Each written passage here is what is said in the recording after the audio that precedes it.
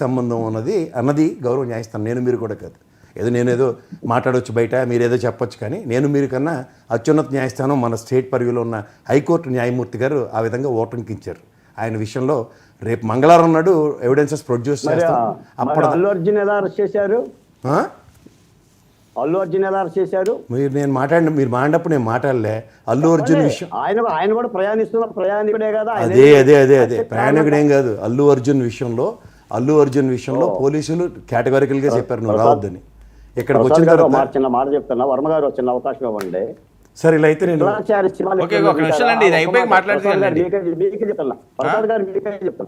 విట్లాచారి సినిమాలు చూసావా ఎప్పుడన్నా? అందులో విట్లాచారి మంత్రాలు పెడతాడు. భజరావ యమరాజ బానస డూమోబూలు ప్రథమ విభక్తి అని చెప్పని తెలుగు ఛందస్సు పద్యాలు చెప్తాడు. మీరేదో కూర్చొని ఏదో చెప్పేసేయాలండి ఒక దళితుని చంపిన తర్వాత. నేను అడుగుతున్నా కేఎస్ఆర్ గారు, మిమ్మల్ని సెంగైని చంపలేదండి జగన్మోహన్ రెడ్డి గారి ర్యాలీ? దానికి బాధ్యత జగన్మోహన్ రెడ్డి గారు. మీకు నేను ఇస్తాను బాలకోటి గారు, ఒక నిమిషం కంప్లీట్ అవనివ్వండి, క్రాస్ టాక్ వద్దు. సెంగయ్యని చంపింది 2 సెకండ్ల నిడివి ఉన్న వీడియో ఎస్టాబ్లిష్ అవ్వక మునుపు గౌరవ ఎస్పీ గారు ఏ ప్రాతిపదిక మీద 001 వెహికల్ని నల్లపాడు, మీ ఊరికి దగ్గరే ఉంటుంది, ఒకసారి వెళ్ళి చూసుకో, అదే స్టేషన్లో ఆయన్ని అరెస్ట్ చేయడం జరిగింది. ఆ ఓనర్ని డ్రైవర్ని స్టేషన్ పూచీకత్తు బెయిల్తో 24 గంటల్లో విడుదల చేయడం కూడా జరిగింది. ఆ వెహికల్ కన్ఫిస్కేట్ చేశారు. ఇది ఒక సస్పిషియస్ గ్రౌండ్లో, ఇది ఇంకా ఎస్టాబ్లిష్ కాలేదు. నిన్న కోర్టుకి నిజంగా అంత ఎవిడెన్సెస్ ఉంటే నిన్న గౌరవ న్యాయస్థానం ఆ విధంగా మాట్లాడితే మీరు వెట్లాచార కథ చెప్పక్కర్లే, ఇదే వెట్లాచార కథ నిజం అని చెప్పి గౌరవ హైకోర్టు న్యాయస్థానానికి ఉన్న చీఫ్ జస్టిస్ గారికి చెప్పుందరు. ఎందుకు చెప్పలేపారు అన్నది ప్రశ్న. మీకు బాగా అలవాటైపోయింది అక్కడ చక్కభజన్ ఛానల్లో ఏంటంటే వాళ్ళు ఇచ్చిన ప్రీకన్సీవ్డ్ నోట్స్ని ప్రజల్లోకి నెరేటివ్స్ తీసుకెళ్ళడం. ఇది వాస్తవానికి మీరు ఏదైనా అనుకోండి సార్, నేను ఇది ఇంక డిబేట్ ముందుకెళ్తాను. తాతశెట్టి నాగేంద్ర చాలా ఇంపార్టెంట్, ఆయన ఒక్కడిని అడ్డుకోను కానీ ఇంకొక సెంటెన్స్ కూడా మాట్లాడలేదు డిబేట్ లో. మళ్ళీ చెప్తున్నా, ఒక్క సెంటెన్స్ మాట్లాడలేదు మళ్ళీ చెప్తున్నా. ఎందుకు చెప్తున్నానంటే ఏదైతే అసందర్భ వాక్యాలు చేస్తున్నావో కట్టుబడి ఉండు. గౌరవ న్యాయస్థానం మీద మాట్లాడిన మాటలకి దళితుడు ఏంటి? దళితుడి విషయంలో నేను చెప్తున్నా, గౌరవ న్యాయస్థానం ఇచ్చిన మాట మాట్లాడండి. రెండోది, చెట్ల పొదల్లో గౌరవ పోలీసులే పెట్టారు, తర్వాత అంబులెన్స్ వచ్చిన తర్వాత గౌరవ పోలీసులే అంబులెన్స్ ఎక్కించారు.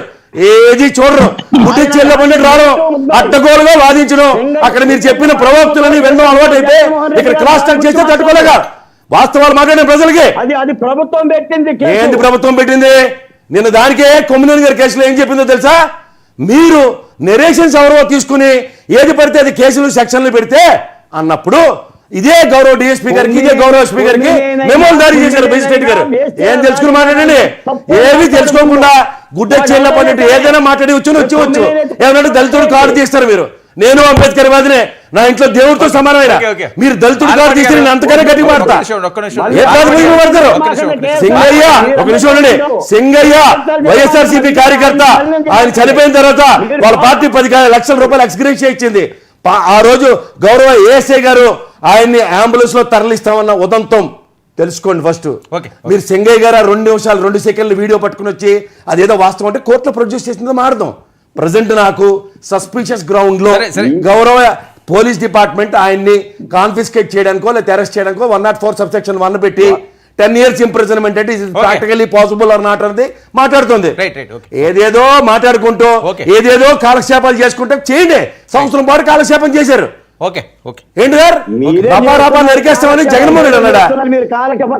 అక్కడ పోస్టర్ పెట్టినోడు తెలుగుదేశం, ఆ ఐడి కార్డుతో కుటుంబం ఐడి కార్డుతో ప్రూవ్ అయింది. ఇలా ఆన్లైన్ కూడా మనిషి ఎవరు అడుగుతున్నారు? మీరు ఎవరు పెట్టారు ప్లకార్డ్? అది తెలుగుదేశం ఐడి కార్డుతో సైతం ప్రూవ్ అయింది. వాళ్ళ ఫ్యామిలీ తెలుగుదేశం. ఏం మాడుతున్నాం మనం? మీరేదో మీకు అనుగుణంగా రప్పా డైలాగులు ఇవన్నీ వాడడం అలవాటు అయిపోయిందంటే సినిమా డైలాగ్ ఇది. సినిమాకి జాతీయ పురస్కారం ఇచ్చారు. ఆ జాతీయ పురస్కారం వచ్చిన అవార్డుని వెనక్కి తీసుకోమని చెప్పండి. ఆ సినిమా బ్యాన్ చేయమనండి, డైలాగ్ రద్దు చేయమనండి. ఏం మాడుతున్నారు? తొక్కి నార్తీస్తామని పవన్ కళ్యాణ్ గారు అన్నారు. అప్పుడు మీ మనోభావాలు ఏం అవ్వలేదు. బాలకోటి గారు ఇంకా ప్యానలిస్టులు ఉన్నారు. వాళ్ళు మీరు ఎనలిస్టులు ఎదురు కొట్టుకుంటే ఎలాగండి? అసలు పార్టీ మరి అన్ని ప్రతి- అబద్ధాలు ఆయన కేవలం దానికే వస్తాడు సార్. పార్టీ ప్రతి- ఏదో విధంగా ఆయన వస్తాడు, వాళ్ళు మాట్లాడే- ఏదో పెద్ద ఉద్ధరించినట్టు మనకు మాట్లాడతాడు, First అన్ని మీరు- తెలిసినట్టు. బాలకోటి గారు ఫస్ట్ మీకు ఎందుకు అవకాశం ఇచ్చాను, దీని గురించి మీరు విపులంగా చెప్తే వాళ్ళు మాట్లాడిన తర్వాత మళ్ళీ మీరు రెస్పాండ్ అవుతారని. మీరే ముందు స్టార్ట్ చేస్తే ఇంకా వాళ్ళు అలాగే ప్రేక్షకుల్లో చూడాలి పార్టీ నుంచి వచ్చిన వాళ్ళు. నాగేంద్ర గారు గుడ్ ఈవినింగ్ సార్. కదా, అంతేకాని మీరు అడ్డరు కదా ఆయన్ని. ఆగాను కదండి, ఇప్పుడు అదే కదా ఏదే చెప్పింది. ఆగారు? ఆయన ఆపమని. ప్రవక్తలు చెప్తే వింటున్నాడు. లేదు, ఇంకా నేను ఆపమని. మాడినప్పుడు ఎడితే పెడితే మాత్రం ఇంకొక అడుగు ముందుకెళ్ళడు. లేదు, లేదు. ముందే చెప్తున్నా. సారీ ఎవరో మాట్లాడకండి, ఎందుకు వినండి, ఎవరిది వాళ్ళ వెర్షన్ వాళ్ళు చెప్పండి. నాగేంద్ర గారు ఏంటి భూస్థాపితం, తొక్కి నార తీస్తాం, రప్ప నరుకుతాం, ఇటు వెళ్తున్నారు. వర్మ గారు గుడ్ ఈవినింగ్. మీకు ప్యానల్లో ఉన్న పెద్దలకు సోదరులకు అందరికీ కూడా గుడ్ ఈవినింగ్ సార్.